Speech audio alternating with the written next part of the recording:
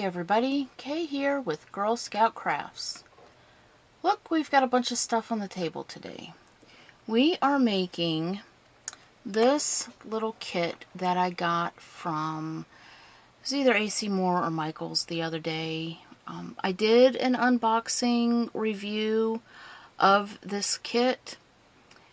I suggest you watch that, just so you can kind of see some of my thoughts about this kit. And after taking it out and looking at stuff, I have even more concerns about it. It's adorable. The cats that they make are really cute. A little creepy on the face there, but they're really cute. It says that it is for ages 8 and up, and I'm questioning their judgment. I have been crafting for over 40 years now, and I'm having a little trouble kind of deconstructing how they made this, because there are zero, and I do mean zero, instructions on how to make this. There's not a scrap of paper in the box. There are no instructions on the box. I did another kit from Creatology. This one, that at least it had 2 steps of instructions. This one has 0. So you need to watch the video or be really good at figuring out how to make stuff just by looking at it. A lot of people can't do that, and that's okay. Just, you need to be aware. The other thing is that it says craft glue pen included. That's about an accurate size right there. There's no way, even if I used the teeniest, tiniest spot of glue, I would be hard-pressed to make 24 of these little kitties. If you have a girl, a troop of girls that, 6 girls, 8 girls, 12 girls, there's just no way. It's insane to expect them, one, to be able to make this, do 24 of these little kitties, much less share this little itty-bitty glue. So I don't know what I'm going to do with this, but it won't be using it to make these cute little cats. So out that goes. Instead, I'm going to use my clear gel tacky glue that I use for pretty much all of my crafting. And I'm going to move this out of the way because I kind of don't need it, because it doesn't do me a bit of good. What I am going to keep handy, though, is this little cat, because one, it is kind of cute, but I need to keep looking at it to figure out how they made it. So there's 24 of these big chenille stems, is what they call them. They're pipe cleaners. They're fuzzy, bumpy pipe cleaners. Sorry, that was the box falling over. What I have, I think, determined is that this gets cut apart, so you need to have some good little wire snips. You can use the big regular wire cutters, but you don't need that. I keep these in my toolbox, in my craft kit. Any kind of little wire snip is fine. In a pinch, you can use your scissors, but I guarantee you, cutting a bunch of these, it's going to kill your scissors. You're going to end up with a chunk taken out of your scissors. Ask me how I know that.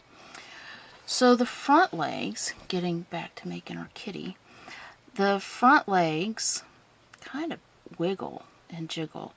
So I'm thinking, and they're shorter than the back legs, so I'm thinking what they did is just cut one of these bumps out. So I'm going to cut right there. And then it looks to me like they folded it in half. So that's what we're going to do too. We're going to fold it in half. And I try to go in half by where that fuzzy part stops, not necessarily that little skinny part, because that you can trim off to make even if it matters to you. If it doesn't matter to you, then by all means don't worry about it. And then the next part, this moves independently from the legs, and the legs move independently of each other. So it looks like the tail was cut apart and is separated. So we're going to cut that apart. And then instead of cutting the legs apart, I'm just going to leave them together like that, but just fold it in half right there and that center part. And then I'm going to loop that over the legs, or over the arms. You see that? So if they're both folded in half like that, then I'm just going to put one inside the other. And then I will twist that.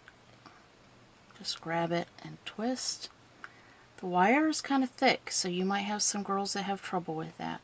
And there is kind of a body. Look at that. And then here's our tail. So pulling that back open a little bit, I'm just going to twist that tail right on in there a little bit. Maybe wrap it around twice. So there we go. Hey, look at that, it's a body. There's our tail. It's a short tail. There's our arms. Okay, not too bad. You know what, I'm going to cut just because I want to. Again, you don't have to, but I just kind of want the little stubby feet like that. Okay, that's kind of cute. So then we have our pom-poms. And with the pom-poms, it says you get 48 of them, which means 12 big purple ones, 12 big orange ones, 12 little orange ones, 12 little purple ones. So I'm going to cut this apart. And as much as I would like to do the little purple one, I think you might be able to see what I'm doing on the orange one easier. So that's what I'm going to do. We're going to move those off to the side for right now. And sometimes pom-poms can get like a flat spot in them after being in the bags and packaging and all of that. So I usually kind of fluff them up a little bit and see if there's a side on it that just doesn't want to fluff. I'm going to kind of open that up a little bit and put my glue in there. You see that? Kind of open that up, and then I will put my bit of glue in. This is why I use the Eileen's tacky glue, because it's usually pretty sticky and it holds stuff good, and it takes a while for it to get through the bottle. And then I'm going to put this little clump of where all of the arms and legs and tail meet. I'm going to just shove that up into the pom-pom. And I know the only thing more uninteresting than watching paint dry is probably watching glue dry. So I'm going to see if we can kind of keep moving along. So there's that. Now, you see we have these little sparkly purple and orange chenille stems, and you've got the little sparkly purple and orange pom-poms. These are just decorations for the cats. If you look at the picture right here, this one, it's got two necklaces and then the pom-poms are down there. This one has a necklace with like the pom-pom hanging off of the necklace like it's a little brooch or pendant, kind of like that one is. So this, the girls can kind of go wild and use their imagination however they want to do it. I am just going to, just for the sake of the video, I'm going to wrap that around my finger. And the reason I'm wrapping it around my finger like that before I wrap it around the cat is so that I'm not putting stress on the cat parts, especially while I'm waiting for them to dry. It's just easier to kind of leave that alone as much as you can. But that's kind of a little necklace now. And I don't know. We'll make it a necklace. See, look at that. The head came clean off. So to get these done quick, hot glue would probably work better. But I'm not going to show you using hot glue, so you can see with me what problems we come across. So there's that. I'm going to add a little spot for one of the pom-poms right there on her little body, like that. So how are we looking? Can everybody see? It really is just kind of be creative. Now I will say, here's the face stickers. And I don't know, maybe I can adjust the light. My light is falling apart. It's kind of hard to see the cat faces on this sheet, but they are stuck to the sheet itself. It's not like you can easily cut these apart and give each girl a square with a face on it. Pretty much when you pull it off this cardboard is when they need to stick it onto their cat. So I would have them do this part last. As soon as everything else is done, have them come to you to get a face. Be careful when you pull it off, because there's little tiny pieces, like these little whisker pieces, might get caught. So there's that. And then you gotta, it's kind of tricky. It's not difficult, it's just tricky. You gotta be able to pull those little eye parts out and the nose part out without sticking it to everything in the process. So there's the nose. So there's my little face. And here's my little kitty. And here's my squishy pom-pom. And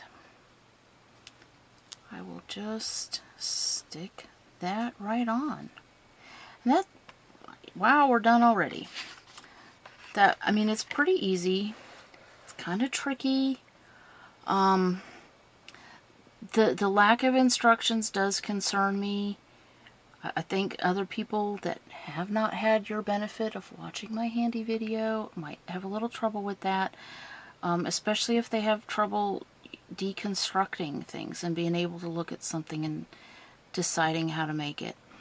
I will say, if you're going to do these at a meeting, I would make these at the beginning of the meeting before you get to the, like, your badge work or meeting stuff, whatever you're going to do.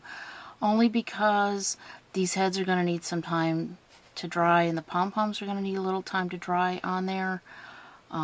If you use hot glue, obviously that won't be a problem. But don't use hot glue with daisies and brownies, because you're going to be making them for them, and that's not the point of the craft. If you use like white Elmer's glue or the thick designer tacky glue, you need to allow time for it to just sit without anybody touching it and dry. So you might want to do these at the beginning of the meeting, like I said.